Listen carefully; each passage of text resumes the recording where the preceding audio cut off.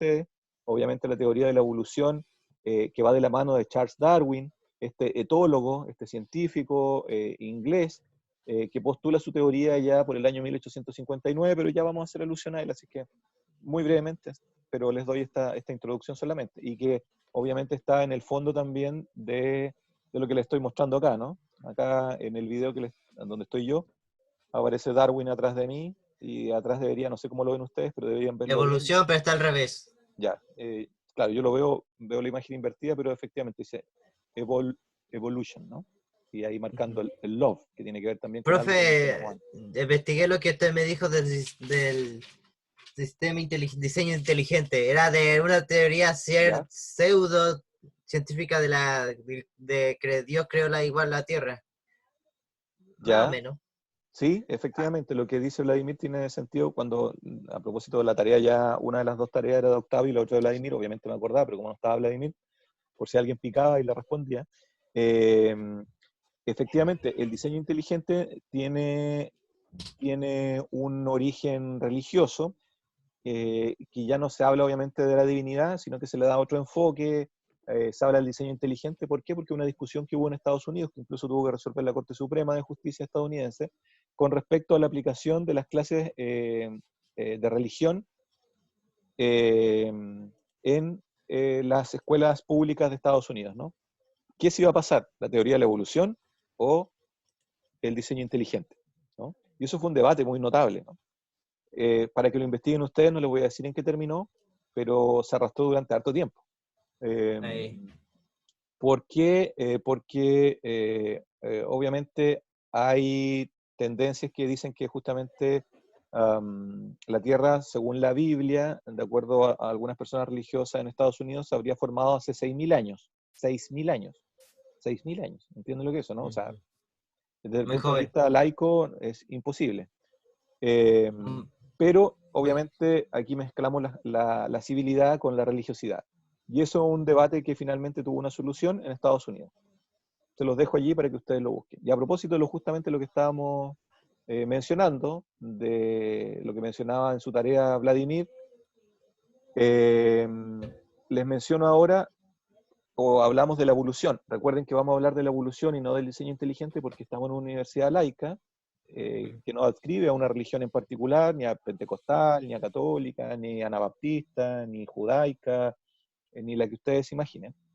Por lo tanto, vamos a ceñirnos, ya que estamos viendo la antropología como una disciplina de las ciencias sociales o que puede coadyuvar a las otras disciplinas sociales, y nos estamos concentrando por ahora en antropología física. Vimos en las clases pasadas la evolución desde el punto de vista biológico y cultural, hablamos del cariño, del amor. Ahora estamos hablando de la antropología física y dentro de sus inicios con Charles Darwin en 1859, junto con Russell Wallace también, ¿no? Pero ya vamos a hacer alusión a ellos. Y explica una persona la teoría de la evolución de esta forma. Escuchen, por favor. La teoría de la evolución explicada en color. Lo que está en rojo es rojo, y lo que está en azul es azul. Si tenemos un texto escrito en rojo y cambiamos un poco el matiz del color, el cambio será casi imperceptible, pero aún así hubo un cambio, aunque fue muy, pero muy pequeño. Cambio pequeño. Esto es lo que llamaríamos microevolución. Podemos decir que cada palabra aún está escrita en rojo, con unos muy pequeños cambios en su matiz.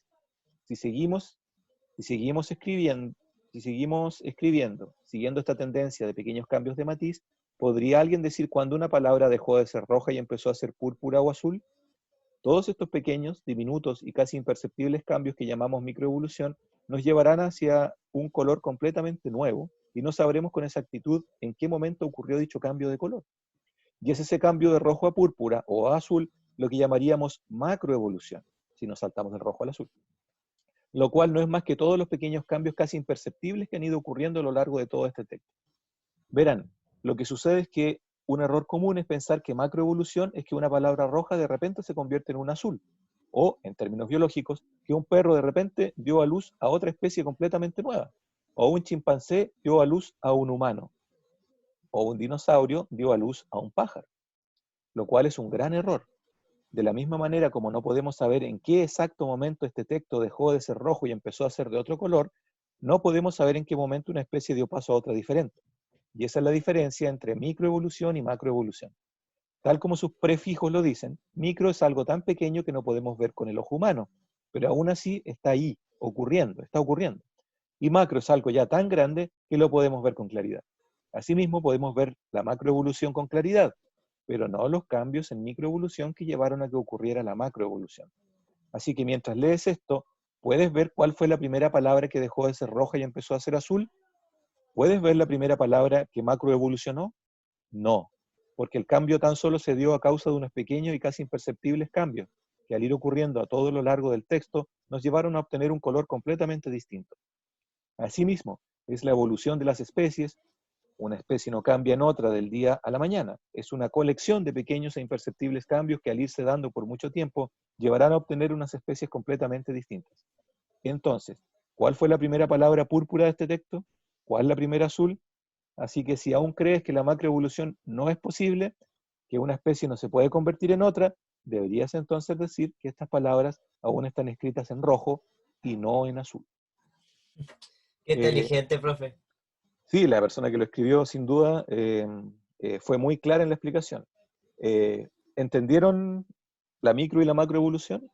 Micro es algo tan pequeño y perceptible, pero macro es cuando uno ya lo distingue. Correcto. Entonces, les hago la típica pregunta que se hacen ustedes en su familia, con sus amigos, ¿no? ¿Qué es primero, el huevo o la gallina? Yo desde que tengo 8 no puedo contestar eso. Se me hace muy difícil. Bueno, es un juego, ¿no? La respuesta no existe, obviamente, porque hay argumentos para ambos. Pero lógicamente, uno podría tender a pensar, de acuerdo a lo que vimos ahora recién, que los pequeños cambios que se producen se van a ir manifestando en las especies que vayan naciendo, que vayan apareciendo, ¿no? Ahí uno podría quizá optar por el huevo, pero como les digo, no es una respuesta que se responda, ¿no? Siempre va a existir la duda, siempre va a existir la duda, ¿no? Es casi imposible, tendríamos que remontarnos hasta incluso la formación del universo para ver cuál fue el primer, no. Entonces, sin embargo, lo que les quiero decir con esto es que recuerden siempre que la evolución se da de a poquito, de a pequeños cambios. Nosotros sabemos que los pájaros hoy día descienden de los dinosaurios, ¿no? O de una especie de Ta, dinosaurio. ta, ta, ta, ta, ta, ta, ta, ta, ta, ta. Aquí tengo todos mis dinosaurios. Ya lo vamos a ver enseguida, Vladimir. Eh, pero efectivamente, la evolución se da de a poquito, ¿no? De una especie de dinosaurio seguramente evolucionan la mayor parte de las especies de pájaros hoy en día. Ya hay algo importante que quiero remarcarle. De repente aparece mucho en televisión, en el cine, en la prensa incluso, o alguien diciendo cosas de esta forma, pero el eslabón perdido no existe. Cuando se habla cuál es el eslabón perdido entre el mono y el humano, ¿no? Y el ser humano. ¿Cuál es el eslabón Es perdido? ¿Dónde posible. está el bicho? ¿Lo vamos a encontrar? A inicio del siglo No. XIX se encontraron, de hecho, entre comillas, muchos eslabones perdidos que en realidad no lo son. Pero el eslabón perdido no existe. Nosotros somos una especie que evoluciona de ancestros comunes a nuestros hermanos o primos simios.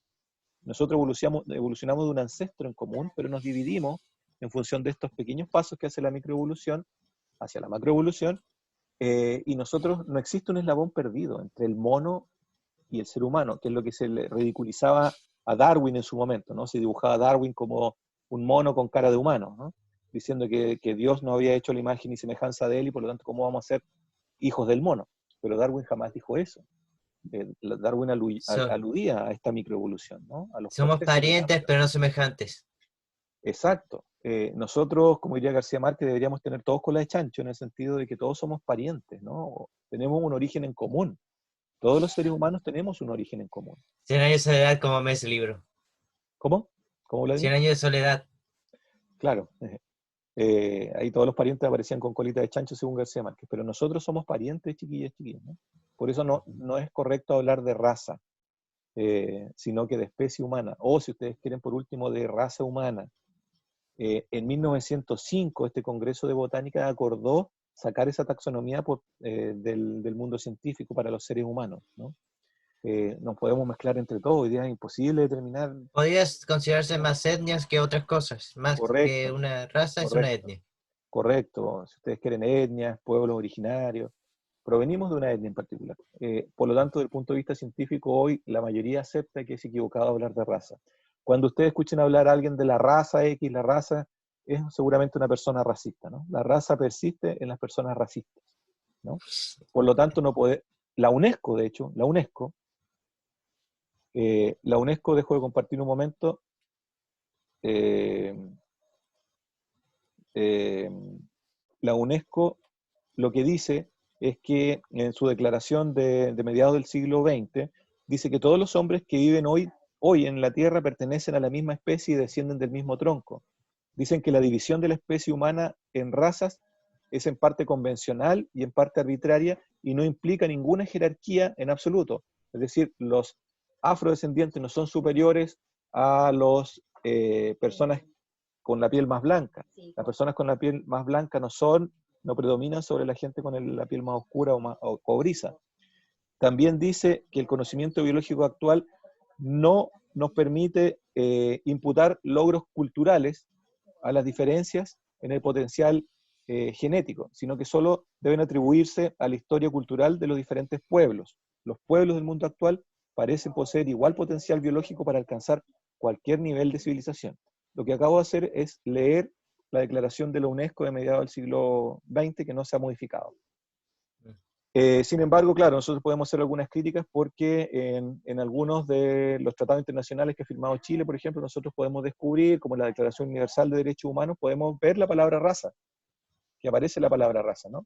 La descripción de esa palabra. Por lo tanto, es algo que no deben olvidar, las razas no existen. Voy a detener aquí la grabación